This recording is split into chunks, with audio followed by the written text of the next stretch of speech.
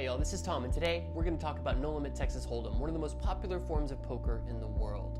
This is a game that can be played between friends for pennies, all the way up to the highest stakes where people wager millions of dollars to test their skills. So sit back and take notes, because the fundamentals of the game are simple, but mastering it will take a lifetime.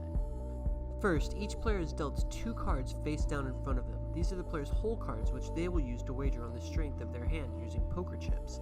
There are tournament poker chips, which a player receives when they buy into a poker tournament, and cash chips, which they receive in a cash game that have cash value. Position is one of the most important facets of poker, because everything has to be done in order. It starts off with the dealer button, which is the very last player to get cards, followed by the small blind and the big blind, which are forced bets that start the action.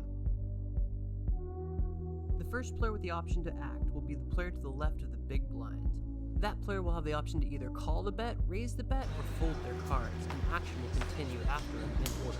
After the initial round of betting, 3 cards are laid face up on the middle of the table. This is called the flop, which is followed by a round of betting, and then a next card called the turn, another round of betting, and the last card, the river.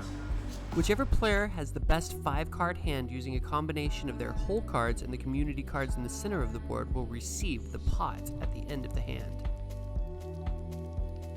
However, the great thing about poker is that if you can convince your opponents that your hand is better than theirs, you can persuade them to fold their cards with your wager and win the pot by default. And one of the best poker players I know is Lalo Villarreal. A lot of new players, when they see big pairs, they get excited, and that's a big tell.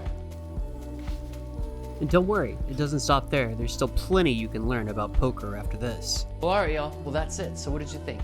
You got a little bit more confidence now to test your skills at the poker table?